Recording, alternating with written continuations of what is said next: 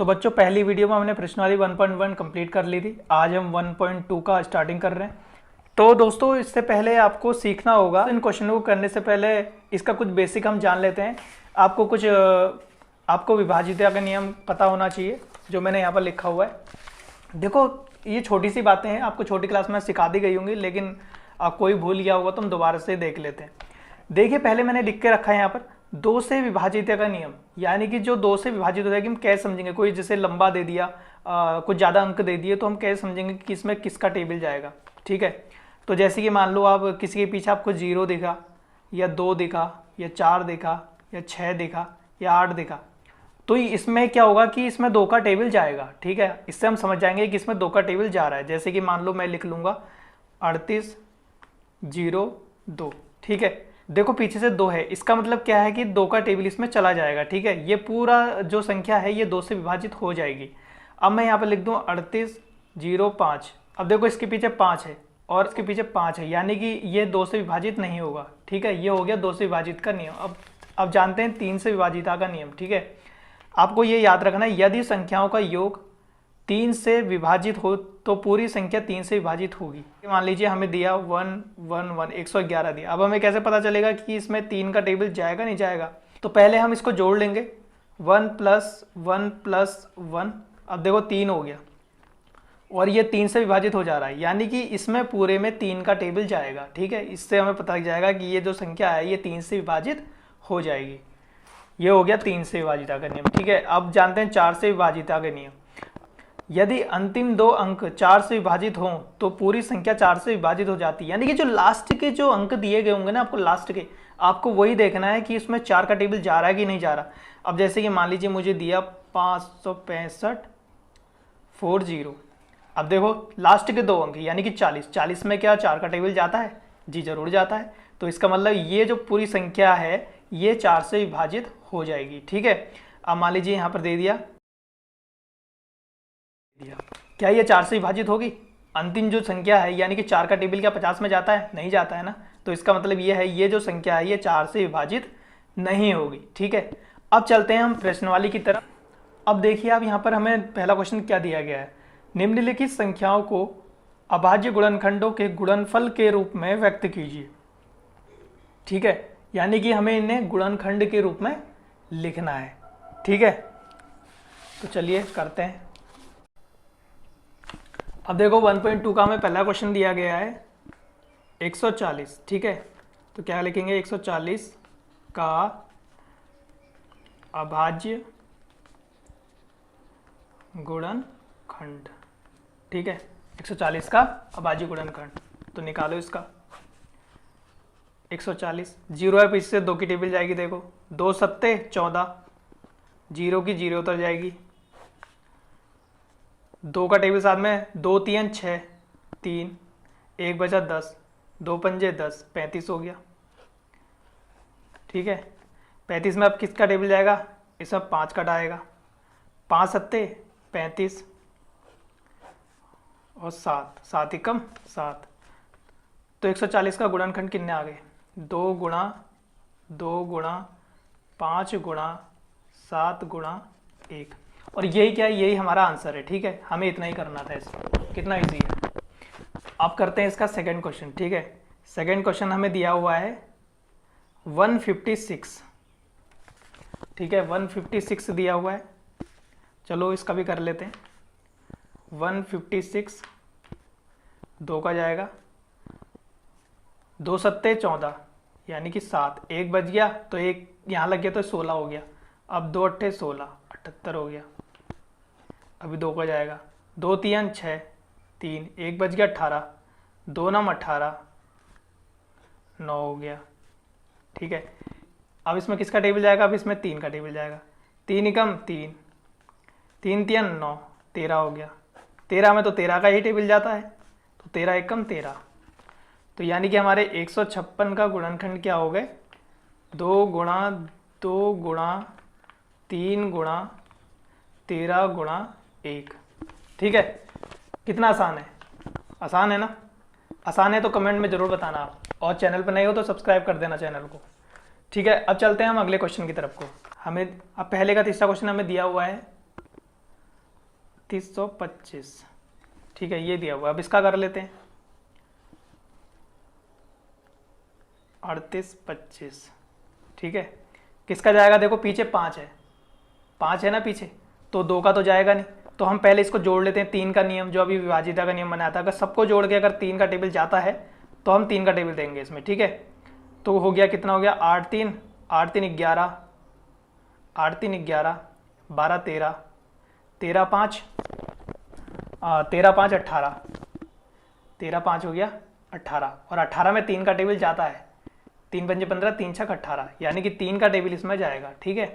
तो 3 एकम 3, 3 का टेबल इसमें, 3 दूना 6, 2 बज गए, 3 दूना 6 हो गया, तो 2 बज गए, यहाँ पर 2 लग जाएगा 2 के आगे से, तो ये हो गया 22। अब 3 का भी 3 सत्ते 21, 3 सत्ते 21, तो 1 बज गया, 1 हो गया, यहाँ लग जाएगा, तो ये हो जाएगा 15, 3 पंजे 15, ठीक है, ऐसे हो जाएगा। क्या अभी भी इसमें 3 का टेबल जाएगा, बिल्कुल जाएगा। आप करके देख लेना, चाहे आप वैसे जोड़कर भी देख सकते हो। कितना हो गया, 3 चक्को 12, 3 चक्को 12 और 3 दूना 6, 3 दूना 6, 1 हो गया, 3 पंजे 15, 425 हो गया। अब इसमें 3 का टेबल जाएगा क्या, देखो 5 4 कितना हो गया, 9 हो गया, और 2 11, तो 11 में तो 3 का टेबल जाता नहीं है, तो इसमें जाएगा 5 का टेबल, ठीक है। तो कितना हो गया, 5 का टेबल 42 में पढ़ लेंगे पहले, 5 8 8 बार चले गया, 2 बज गया यहाँ पर, तो 2 इसके पीछे लगेगा, 25 हो जाएगा, 5 5 25, 85 हो गया, ठीक है। फिर से 5 का जाएगा, कितने बार जाएगा 5 का, इसमें 17 बार जाता है, ठीक है, आप कर लेना चाहिए, 17 बार जाता है। और 17 का टेबल 17 में कितनी बार जाता है, 17 एक कम 17 हो गया, ठीक है। तो इसका गुणनखंड कितने हो गए, 38, 25 के कितने हो गए, 3 गुणा 3 गुणा 5 गुणा 5 गुणा 17 गुणा 1, ठीक है। ये हो गए इसके गुणनखंड, ओके। अब चलते हैं अगले क्वेश्चन की तरफ। देखो अगला क्वेश्चन हमें दिया हुआ है 5005, ये हमें दिया हुआ है अगला क्वेश्चन। चलो इसका भी कर लेते हैं इस तरीके से। अब तो मुझे लगता है कि आप भी आसानी से कर दोगे, आपको भी समझ में आ गया होगा। देखो यहाँ पर लिख लेंगे ऐसे करके, ठीक है। अब इसमें किसका टेबल जाएगा, 5 5 10। अब जोड़ के तो ना इसमें 2 का जा रहा है, ना इसमें 3 का जाएगा, इसमें जाएगा 5 का, ठीक है। 5 एकम 5 0 0, 5 एकम 5 हो गया, ठीक है।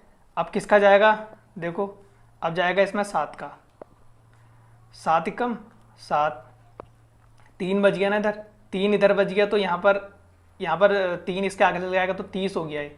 तो 30 में 7 का कितना था, 7 28, तो 28 चौके, तो 4 हो जाएगा, ठीक है। अब कितना बच गया, 28, ये तो 30 था, 2 और बच गया, तो 2 इसके आगे से लग जाएगा, तो 21 हो गया। तो कितना होता है, 7 3 21, ऐसे करके हो गया। 7 का भी नहीं जा रहा है, 8 9 10, इसमें जाएगा 11 का, ठीक है। अब इसमें जाएगा 11 का टेबल, 11 एकम 11, कितना बच गया, 3 बच गया ना, 3 को इस 3 के आगे से लगा देंगे, तो ये हो जाएगा 33, ठीक है। 11 3 33 हो गया, तो हमारा आ गया 13, 13 का में 13 का ही टेबल जाता है, तो ये हो गया 1। तो यानी कि हमारे ये जो 5005 इसका गुणनखंड क्या हो गए हैं, 5 गुणे 7 गुणा 11 गुणा 13, ठीक है। ये हमारे इसके गुणनखंड आ गए हैं, आंसर, ठीक है दोस्तों। अगर आपको समझ में आ गया तो ठीक है, अगर नहीं आया तो कमेंट में ज़रूर बताना मुझे। तो दोस्तों अब आते हैं हम अगले क्वेश्चन की तरफ को। हमें दिया हुआ है 7 4 29। लेकिन दोस्तों इस क्वेश्चन को करने के लिए आपको 17 का पहाड़ा आना ज़रूरी है, और अगर आपको टेबल याद नहीं है तो कर लेना आप 20 तक, ठीक है। देखो इसमें किसका टेबल जाएगा, इसमें जाएगा आपका 17 का टेबल जाएगा, ठीक है। बाकी आप चेक कर लेना, वो नियम इसमें लागू नहीं हो रहा है। तो 17 का टेबल 74 में कितनी बार जाएगा, देखो 17 एकम 17, 17 दूनी 34, 17 3 51, 17 चक्को 68 होता है, 17 पंजे 85, 85 तो ज़्यादा हो गया, तो 4 बार जाएगा, 17 चक्के 68, ठीक है। अब 68, 2 वहाँ बचा, 4 यहाँ बचा, तो हमारे पास कितना बच गया, यहाँ पर हमारे पास बच गया 6 बच गया ना। अब ये बचा, अब देखो 6 को इस 2 के आगे लगा देंगे तो 62 हो गया, तो 62 हो गया, यानी कि इसमें 17 का पहाड़ा कितनी बार जाएगा, 3 बार जाएगा, ठीक है। 17 3 51 बार। अब 17 3 51, 9 वहाँ से बचा, और 2 यहाँ से बचा, तो यानी कि 11 बच गया। तो 11 जो बच गया हमारा, 11 लग जाएगा इस 9 के आगे से, तो ये हो जाएगा 119।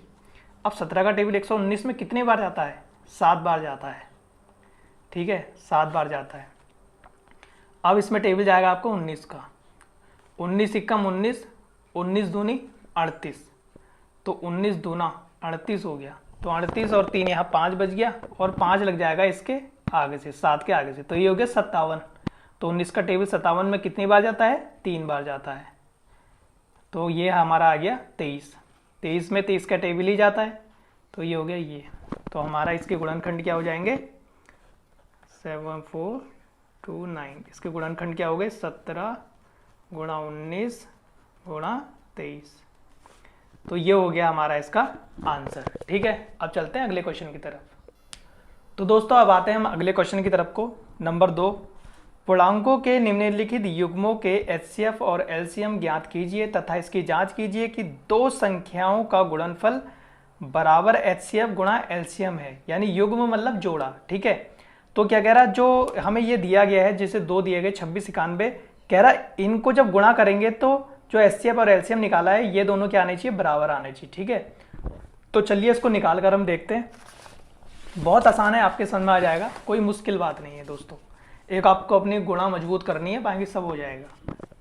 तो देखो हमें दिया गया है, एक पहला क्वेश्चन क्या है? पहला दिया हुआ है हमें 26 और 91 का गुणनखंड करना है पहले, ठीक है। चलिए कर देते हैं। पहले 26 का कर लो। 26 का 2 का टेबल, 2 एकम 2, 2 3 6, 13 में 13 का ही जाता है, हो गया। अब 91 का कर लो।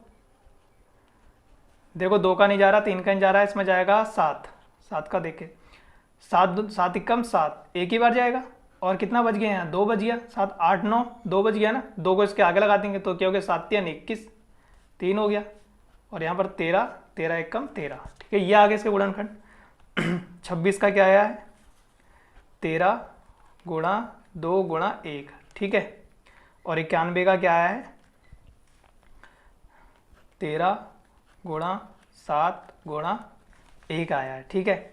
अब देखो इन दोनों में से अब हमें निकालना है एचसीएफ। एचसीएफ क्या होता है? जो इन दोनों में से कॉमन आया होगा ना, वो एचसीएफ हो जाता है। देखो इन दोनों में 13 यहाँ भी है, 13 भी यहाँ भी है, तो हमारा एचसीएफ क्या हो गया? 13 हो गया। 1 यहाँ भी है, 1 यहाँ भी है, ये भी हमारा एचसीएफ हो गया। तो हमारा एचसीएफ क्या जाएगा? 13 गुणा 1, यानी कि 13 ही तो हो गया। तो ये आ गया हमारा एचसीएफ 13, ठीक है। अब जो बाकी एलसीएम लेंगे, अब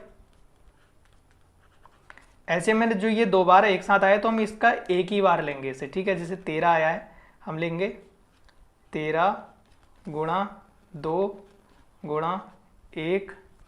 अब इस 13 को नहीं लेंगे, ठीक है, एक 13 हमने ले लिया जोड़े को। अब लेंगे 7 को, गुणा 7। तो देखो हमारा ये आ गया।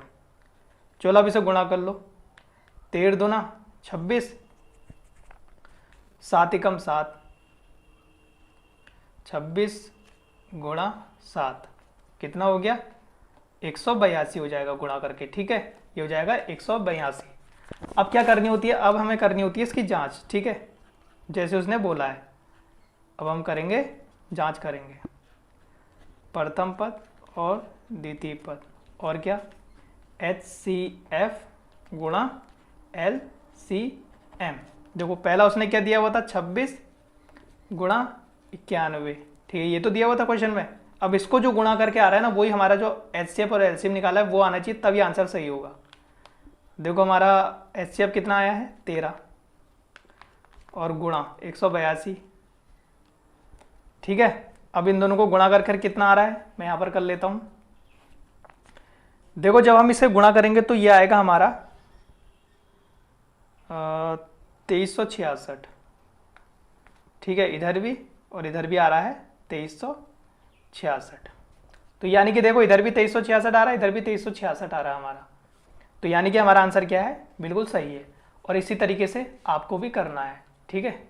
अगर समझ में नहीं आया तो मुझे कमेंट में जरूर बताना। अब चलते हैं हम अगले क्वेश्चन की तरफ को। दोस्तों प्रश्न नंबर 2 का हमने पहला कर लिया है, अब हम करेंगे दूसरा। देखो दूसरा दिया हुआ है 510 और 92 दिया हुआ है। देखो अब हम करते हैं दूसरा क्वेश्चन। हमें दिया हुआ है 510 और 92, ठीक है। तो इसका करते हैं 510। देखो इसमें 5 का टेबल जाएगा, 5 का टेबल 510 में कितनी बार जाएगा, अनुमान लगाओ। 102, 102 को अगर 5 बार गुणा करेंगे तो 510 हो जाएगा, 102 आ जाएगा। ठीक है, क्या इसमें अब 2 का टेबल जा सकता है, जाएगा। देखो 2 पंजे 10, 2 पंजे 10, 5, 2 एक कम 2, 51 आ गया। वैसे भी 102 का आधा 51 तो होता है। अब किसका टेबल जाएगा, इसमें टेबल जाएगा 51 में, 51 का हम 3 का टेबल दे सकते हैं। देखो 3 एकम 3, ठीक है, 2 बच गया, 2 इसके आगे से लग जाएगा, 21 हो गया, 3 सत्ते 21, तो कितना आ गया 17 में, 17 का टेबल चला जाता है, तो 17 एकम 17। ठीक है, अब 92 में जाके देख लेते हैं, अब 92 का गुणनफल करके देख लेते हैं। देखो इसमें किसका जाएगा, पहले 2 का देखते हैं, इसमें कितनी बार जाता है, 4 बार। 1 बच गया, 1 इसके आगे चले 12, और 2 का टेबल 12 में कितनी बार जाता है, 6 बार। ठीक है, फिर से 2 का जाएगा, 2 एक कम, 2 दूना 4, और 2 तीन 6। ठीक है, 23 हो गया, 23 में 23 का चला जाता है, तो ये हो गया 1। ठीक है, 23 है यहाँ, ये 23 है, तो ये हो गया।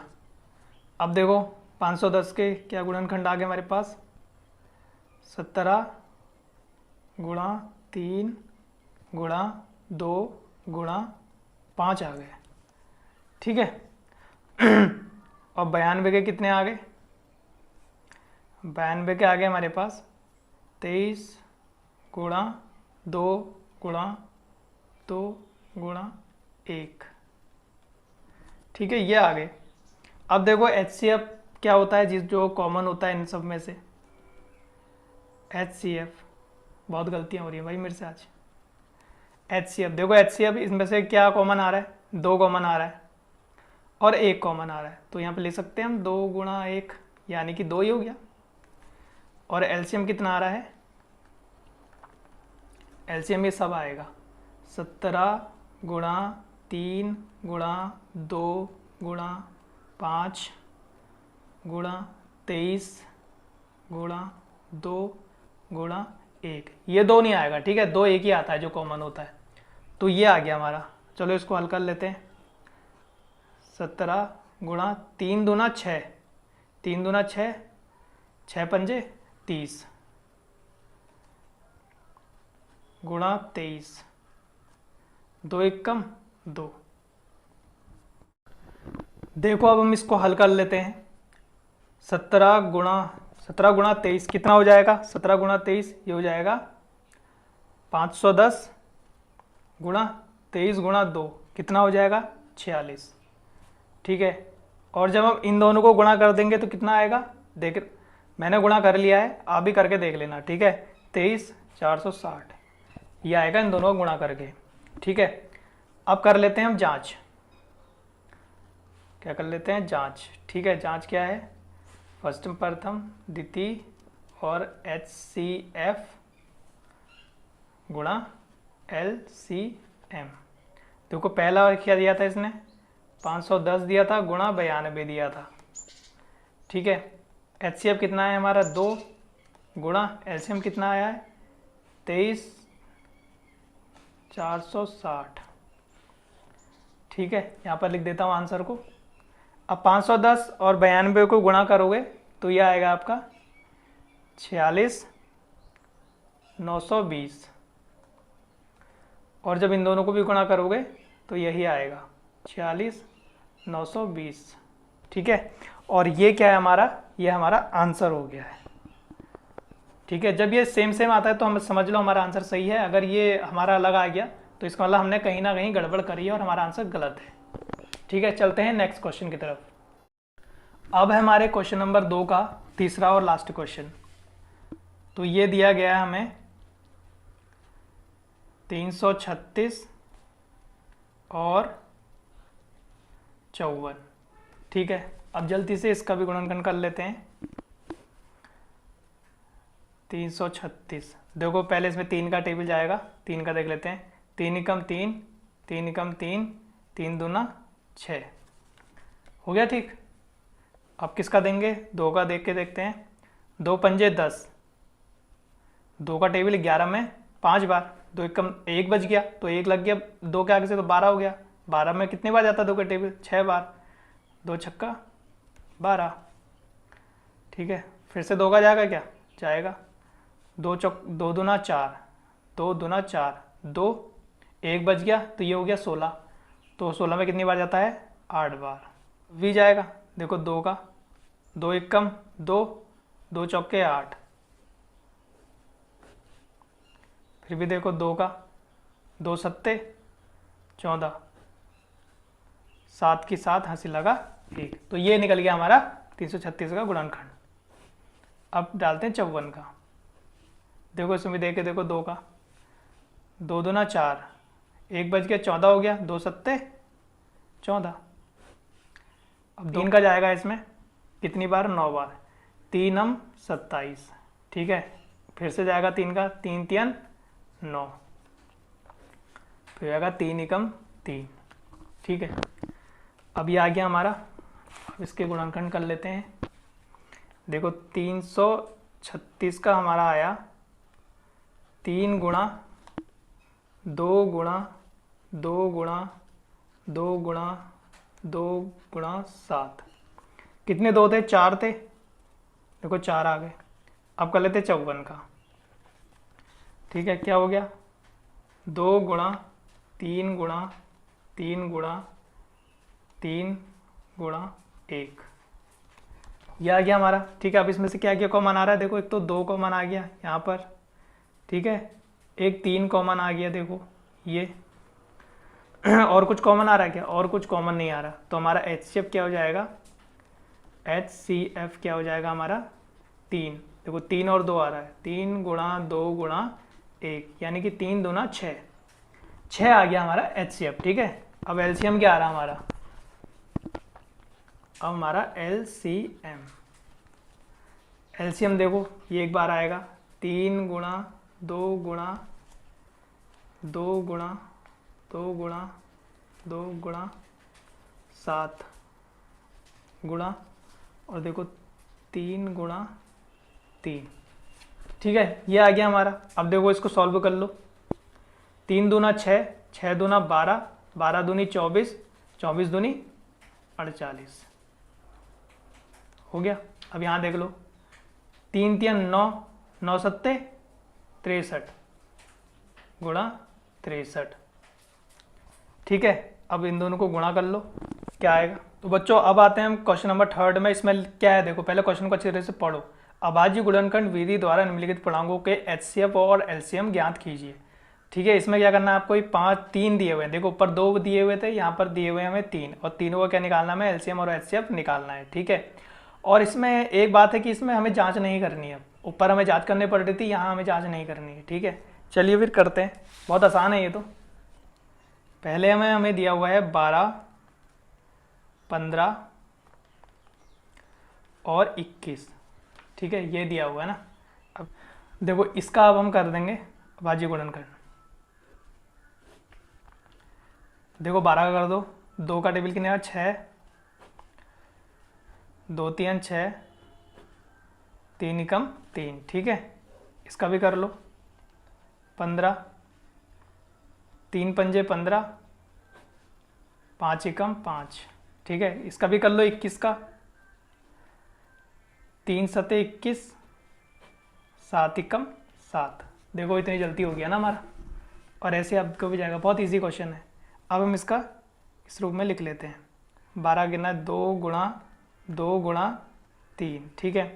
15 का 3 गुणा 5, और 21 का 3 गुणा 7 गुणा 1 गुणा 1 गुणा 1 गुणा 1 लिखना जरूरी है, क्योंकि हमें इसमें HCF भी निकालना होता है ना। अब देखो इन तीनों में से क्या कॉमन आ रहा है जिसे हम HCF ले सकते हैं? देखो यहाँ पर 3 दिख रहा है, हमें 3 कॉमन आ रहा है, ठीक है। और तो कुछ कॉमन नहीं दिख रहा है, नहीं, और कुछ कॉमन नहीं दिख रहा है इसमें। तो हमारा जो HCF है वो कितना आ जाएगा? 3 आ जाएगा, ठीक है। HCF आ गया 3 हमारा। 3 गुणा 1 भी लिख सकते हैं, पर वही बात है, 3 ही लिखा जाएगा। अब देखो, अब निकालते हैं इसका LCM। अब इसका LCM क्या होगा? देखो 2 गुणा 3 गुणा 5 गुणा 7। अब देखो इसको लिख लो, 2 दूना 4, 4 तियां 12, 12 पंजे 60 और 60 सत्ते 6 सत्ते वाली है 420। ठीक है, देखो 2 दूना 4, 4 तियां 12, 12 पंजे 60, 60 सत्ते 420। तो हमारे 420 क्या आ गया, इसका आंसर आ गया है। ठीक है, बस हमें इतना ही करना है। देखो क्वेश्चन नंबर 2 हमें दिया हुआ है, इसमें 17, 23 और 29। देखो इसमें 17, 23 और 29 दिया हुआ है। देखो ये तीनों ही जो है ना, ये तीनों ही ये अभाज्य गुणनखंड है। क्या है? अभाज्य गुणनखंड है, अभाज्य गुणनखंड है। ठीक है, तो इसका एचसीएफ कितना आएगा फिर? इसका एचसीएफ आएगा 1। ठीक है, अगर किसी का अभाज्य गुण मतलब कुछ निकले ना, एचसीएफ एक ही होगा। देखो तीनों क्या है? अभाज्य गुणनखंड है। 17 में 17 का ही टेबल जाता है, 23 में 23 का ही टेबल जाता है, 29 में 29 का ही टेबल जाएगा। तो हमारा क्या आएगा एचसीएफ? एचसीएफ आएगा 1। ठीक है, और एलसीएम क्या आएगा आपका? एलसीएम ये आएगा कि हम इन तीनों को हम अच्छे से गुणा कर लेंगे और इसके बाद हमारा आंसर आ जाएगा। ठीक है, और ज़्यादा कुछ हमें इसमें नहीं करना होता है। देखो जब हम इन तीनों को गुणा करेंगे तो हमारा आंसर आएगा 11, 3, 3, 9। और ये क्या हो गया हमारा? ये एलसीएम हो गया। ठीक है, बस हमें इसमें इतना ही करना था। जिसका भी अगर एचसीएफ आपको कॉमन नहीं दिखता तो उसका एचसीएफ 1 आएगा ही, ये हमेशा याद रखना। ठीक है, अब आता है हमारा तीसरा क्वेश्चन। क्या दिया हुआ है? 8, 9, 25। ठीक है, इसका गुणनखंड कर लेते हैं जल्दी से। 8 का क्या होगा? 2 4 जा 8, 2 2 जा 4, 2 1 जा 2। ये हो गया। अब 9 का कर लो। 3 3 जा 9, 3 कम 3। अब देखो 25 आ गया, 5 का टेबल चले जाएगा, 5 बच्चे 25, 5 कम 5। ठीक है, यहाँ तक आ रहा है ना समझ में? अभी हमने करा तो है आगे, ये तो बहुत इजी है। तो 8 के कितने आ जाएंगे? 2 इंटू 2 इंटू 2 इंटू 1। 9 के 3 इंटू 3 इंटू 1। 25 के 5 इंटू 5 इंटू 1। ठीक है, अब देखो इसका एचसीएफ क्या लें? एचसीएफ वही होता है जो सब में कॉमन आ रहा होगा। अब देखो 2 यहाँ रहा, 2 यहाँ है ही नहीं और नीचे 5 5 है, तो इसका कुछ भी कॉमन नहीं आ रहा है। तो इसका मतलब एचसीएफ जिसका कुछ भी नहीं आता कॉमन, उसका एचसीएफ होता है 1। ठीक है, कितना होता है? 1, क्योंकि ये 1 तो है ही ना पीछे जो हमने लिखा था 1 1 1, ये तो होता ही है। तो इसलिए जिसका एचसीएफ कुछ नहीं होता उसका 1 एचसीएफ होता ही है। और जिसका एचसीएफ 1 आएगा ना, उसके एलसीएम के लिए एक शॉर्ट ट्रिक है। उसके एलसीएम निकालने के लिए आपको ये सब गुणा करने की जरूरत ही नहीं है। आप जो ये दिया हुआ है ना, इसको ही गुणा कर लो। जैसे 8 इंटू 9 इंटू 25, इसको आप गुणा कर लो और आपका आंसर आ जाएगा। इसका आंसर गुणा करके आ रहा है 1800, और ये क्या है? मेरा आंसर है। और इतनी ही आसानी से आप भी कर सकते हैं। तो दोस्तों अब चलते हैं हम इसके अगले क्वेश्चन नंबर 4 में। और यहाँ पर देखो क्या दिया हुआ है? एचसीएफ 306 और 657 का एचसीएफ दिया हुआ है 9। तो कह रहा है इसका एलसीएम निकालो। यानी एचसीएफ तो इसने दे दिया कि इसका 9 है, लेकिन आपको क्या निकालना है? एलसीएम। ठीक है, बहुत ही ईजी तरीके से निकालेंगे इसको, बहुत अच्छे तरीके से आपको समझ आ जाएगा। तो लिखेंगे दिया है एचसीएफ बराबर 9। ठीक है, एचसीएफ बराबर 9 दिया है। और वो जो संख्या दे रखी है ना 309, और वो जो संख्या दे रखी है ना 309 और 657, उसको हम ए भी मान लेंगे, प्रथम पद और द्वितीय पद। ठीक है, ए बराबर मान लेंगे 306 और बी बराबर मान लेंगे दूसरी संख्या 657। ठीक है, अब क्या निकालना है? हमें इसका एलसीएम निकालना है। तो एलसीएम निकालने के लिए आपको सिंपल से इस फॉर्मूले में रख देना है A into B upon H C F. ठीक है, अब ए क्या माना हमने? 306, बी क्या माना हमने? 657, और अंदर नीचे क्या है? एचसीएफ। एचसीएफ हमारा कितना है? एचसीएफ है हमारा 9। ठीक है, अब 9 से इसको काट देंगे, इसे काट दो। 9 का टेबल 30 में दो पहले, कितने 27, 3 आ गया, 3 आ गया ना, 3 आ गया। और कितना 3 और बचा, तो 3 जो बचा इसके पीछे से लग गया, तो 9 का टेबल 36 में कितनी बार जाता है, 9 चौको 36, तो कितना आ गया 34। तो यानी कि हमारा 24 और 657 को क्या कर दोगे, गुणा कर दोगे। करो। तो जब हम इसे गुणा करेंगे तो हमारा आंसर आएगा 22, 3, 3, 8। आप भी करके देख लेना, इस क्वेश्चन को आप बार बार करना दोस्तों। फिर भी मैं एक बार और कहूँगा, अगर आपको समझ में आता है तब भी आप मुझे कमेंट करके बताना कि समझ में आ रहा है, और नहीं आ रहा है तब भी बताना, ठीक है। और वीडियो को लाइक करना और चैनल को जरूर सब्सक्राइब कर लेना। चलो चलते हैं अगले क्वेश्चन की तरफ। तो बच्चों जैसे कि हमने प्रश्नावली 1.2 का 4 क्वेश्चन कर लिए थे, ठीक है, 4 तक कर लिए थे। अब हम कर रहे हैं 5वां क्वेश्चन। देखिए 5वां क्वेश्चन में क्या लिखा हुआ, पहले से हमें इसे अच्छे से पढ़ना होगा। जांच कीजिए कि क्या किसी प्राकृतिक संख्या n से n अंक 0 पर समाप्त हो सकती है। कह रहा 6 से n अंक 0 पर क्या समाप्त हो सकती है, ये हमें सिद्ध करना है, ठीक है। अब इसे हम करके देखते हैं। देखो बच्चों, जो इसका आंसर होगा, इसका आंसर मैंने पहले लिख लिया ताकि हमारा समय बच जाए। देखिए इसका होगा, यदि कोई संख्या 0 पर समाप्त होना चाहती है, जैसे कह रहा है क्या है 6 n अंक 0 पर समाप्त हो सकता है। तो देखो यदि कोई संख्या 0 पर समाप्त होना चाहती है तो उसका अभाज्य गुणनखंड कम से कम एक बार 2 गुणा 5 आना चाहिए। क्या आना चाहिए, जो संख्या 0 पर समाप्त होना चाहती है उसका गुणनखंड जो है 2 गुणा 5 आना चाहिए, ठीक है। अब देखो हम 6n का कर लेते हैं, ठीक है। 6 का हम एलसीएम ले लेते हैं। 6 कितने बार जाएगा, 2 3 जा 6, ठीक है। ये देखो क्या आया हमारा, यानी 2 गुणा 3 आया, इसका कितना आया, 2 गुणा 3 आया, है ना। तो 2 गुणा 5 तो नहीं आया, अतः 6 का गुणनखंड करने पर 2 गुणा 5 नहीं आया है, अर्थात यह कभी भी 0 पर समाप्त नहीं हो सकता किसी भी प्राकृतिक संख्या n के लिए, ठीक है। अब यहाँ पर मैं 6n दिया था, देखो ये 0 पर समाप्त नहीं हो सकती। अब यहाँ पर अगर 12n दिए रहेंगे तो ये भी 0 पर समाप्त नहीं होगी, क्योंकि कितना होता है 6 गुणा 2, ये होता है ना 6 गुणा 2, 5 गुणा 2 तो नहीं है। हाँ अगर हमें 10 की पावर n दे देता तो ये हो सकता था 0 पर, ये 0 पर समाप्त होगा। कैसे, देखो 2 गुणा 5, 2 पंजे 10, 2 गुणा 5 आया ना इसका गुणनखंड। तो यही क्या कह रहा है कि 2 गुणा 5 आएगा तो क्या होगा, ये 0 पर समाप्त हो जाएगा। अब 6 का तो नहीं आया।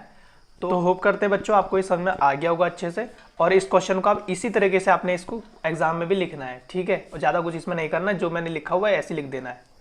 अब देखो बच्चों हमारा आता है नेक्स्ट क्वेश्चन, ठीक है। छठा क्वेश्चन आता है। छठा क्वेश्चन में क्या कह रहा है, व्याख्या कीजिए कि 7 गुणा 5 ये जो भी दिया हुआ है और ये एक भाज्य संख्याएं क्यों है। कह रहा है ये भाज्य संख्याएं तो हैं, मगर क्यों है ये हमें बताओ, ठीक है।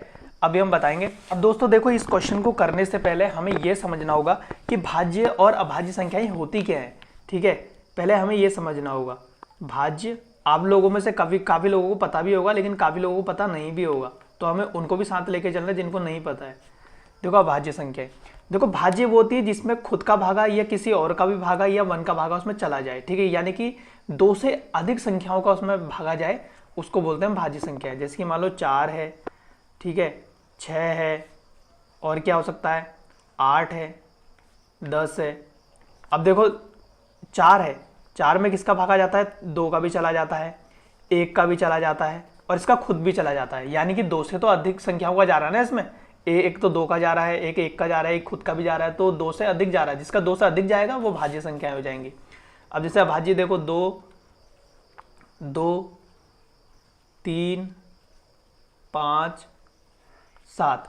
अब देखो 1 में है, 1 में या तो 1 का ही जाता है या इसमें खुद का जाता है, और किसी तीसरी चीज का तो नहीं जाता। तो यानी कि ये क्या है, भाज्य संख्या है। अब 3 है, 3 में भी 1 का जाएगा या खुद का जाएगा इसका, तो क्या हो गया 2 ही का ही जा रहा है। और ये 5 है, आपका 5 में भी या तो 1 का जाएगा या खुद का 5 का जाएगा, तो 2 ही संख्याओं का हो रहा है। अब देखो जैसे 6 में 3 का भी चला जाएगा, 6 में 2 का भी चला जाएगा, 6 में 1 का भी चला जाएगा, 8 में 2 का भी चला जाएगा, 8 में 4 का भी चला जाएगा, 8 में 1 का भी चला जाएगा। तो यानी कि इसमें क्या है, इसमें आपकी 2 से अधिक संख्याओं का जा रहा है, 2 से अधिक संख्याओं का जा रहा है, 2 से अधिक संख्याओं का जा रहा है इसमें। और इसमें क्या जा रहा है, 2 संख्याओं। यानी इसमें 2 से अधिक संख्याओं का टेबल चले जाता है, अधिक टेबल चले जाता है वो भाज्य संख्या है, जिसमें 2 या 2 से कम का टेबल जाता है वो अभाज्य संख्या है। अब देखो हमें दिया गया है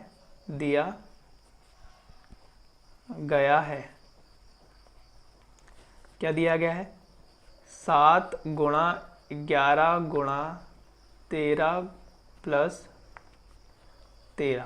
ठीक है, अब देखो हम क्या करेंगे, हम 13 हमें कॉमन दिखाई दे, तो 13 को हम ले लेंगे बाहर, अंदर बच जाएगा 7 गुणा 11 प्लस 1 बच जाएगा। ठीक है, अब 13 बाहर ही रहेगा, 7 11 77, 77 प्लस 1 77 और प्लस 1 तो 13, और ये कितना हो गया 77 और 1 को जोड़ो 78 हो गया ना, तो ये 78 हो गया, और गुणा में 1 भी लिखना पड़ेगा हमें। तो ये क्या कह रहा था कि ये भाज्य संख्याएं क्यों है, देखो इसमें 2 से अधिक बार इसका टेबल जा रहा है ना, तो हम क्या लिखेंगे इसमें, और इसके बाद हमें नीचे लाइन लिखनी होगी, इसका अभाज्य गुणनखंड करने पर 2 से अधिक संख्याएं आई हैं। देखो 2 से अधिक संख्याएं आई हैं ना, मैंने क्या कहा 2 से अधिक संख्या आएंगी तो वो भाज्य हो जाएगा, 2 या 2 से कम संख्याएं आएंगे तो अभाज्य संख्या हो जाएगी। फिर कहा अर्थात यह एक भाज्य संख्या है, बस हमें इतना ही लिखना है। ठीक है, देखो अब इसमें से हमने 5 को बाहर कॉमन ले लिया, और 5 को कॉमन लिया तो अंदर क्या बच गया, ये बच गया अंदर। ठीक है, अंदर बच गया, अब हम क्या करेंगे, अंदर वाले को गुणा कर देंगे। देखो 7 छक 42, 4 3 12, 12 दूनी 24 प्लस का 1। ठीक है, अब 42 और 24 को ना तुम गुणा कर लो। ठीक है, 42 और 24 को इसको गुणा कर लेना, इसको गुणा करोगे तो आपका आएगा 1008 आएगा प्लस 1, तो यानी कि कितना आ गया आपका लास्ट में 5 गुणा 1000, ये क्या हो गया 1 जुड़ जाएगा 9 हो गया, 9 इंटू 1। ठीक है, और यही क्या आ गया हमारा उत्तर आ गया है। और ये उत्तर लिखने के बाद हमें यही बात यहाँ पर ये जो लाइन लिखी थी यही लाइन हमने इसके नीचे भी लिख देनी है, हमारा आंसर कंप्लीट हो जाएगा। ठीक, अब देखो हमारा 7वां क्वेश्चन है और लास्ट क्वेश्चन है इस प्रश्न वाले का। ठीक है, इसमें क्या दिया हुआ है पहले हमें इसे ध्यान से पढ़ना है। किसी खेल के मैदान के चारों ओर एक वृत्ताकार पथ है, इस मैदान का एक चक्कर लगाने में सोनिया को 18 मिनट लगते हैं, जबकि इसी मैदान का एक चक्कर लगाने पर रवि को 12 मिनट लगते हैं। मान लीजिए वो दोनों एक ही स्थान पर और एक ही समय पर चलना प्रारंभ करके एक ही दिशा में चलते हैं, कितने समय बाद वे पुनः प्रारंभिक स्थान पर मिलेंगे। ठीक है, तो क्या कह रहा है, एक आपका फील्ड है। ठीक है, एक फील्ड है और एक फील्ड में चक्कर लगाने में सोनिया को लगते हैं कितने, सोनिया को लगते हैं 18 मिनट। ठीक है, 18 मिनट लगते हैं, जबकि रवि को कितने लगते हैं, रवि को लगते हैं 12 मिनट। तो कह रहा कब ये दोनों एक ही स्थान पर एक समय में मिलेंगे। ठीक, तो हमें इसका क्या करना है, देखो 18 और 12 दिया हुआ है, हमें सीधे सीधे इसका एलसीएम निकाल देना। तो हम क्या लिखेंगे, प्रश्नानुसार। ठीक है, अब हमें क्या दिया हुआ, देखो 18 का एलसीएम निकाल दो, 2 नम 18, 3 3 9 हो गया। अब 12 का भी निकाल दो, 12 दिए हुए 2 छक्का 12, 2 3 6 हो गया। अब इसको लिख लेते हैं यहाँ पर आसान करने के लिए, 2 गुणा 3 गुणा 3, और यहाँ पर क्या आ गया 12 का 2 गुणा 2 गुणा 3। ठीक है, अब देखो जो इसमें से कॉमन आया है ना नीचे ऊपर में से, इसमें से सिर्फ एक बार लेंगे हम एलसीएम। ठीक है, एलसीएम, तो देखो इसका एलसीएम क्या आएगा, देखो इसका एलसीएम क्या आएगा, देखो 2 ऊपर भी है 2 नीचे भी है ना, 3 ऊपर भी है 3 नीचे भी है। अब ये जो 2 कॉमन आए ना इसमें से हमें एक ही लेना है। देखो मैं इसमें से एक लूंगा, 2 गुणा, अब इधर 3 गुणा 1, 3 इधर से लूंगा 3 गुणा, और नीचे बच गया है 2।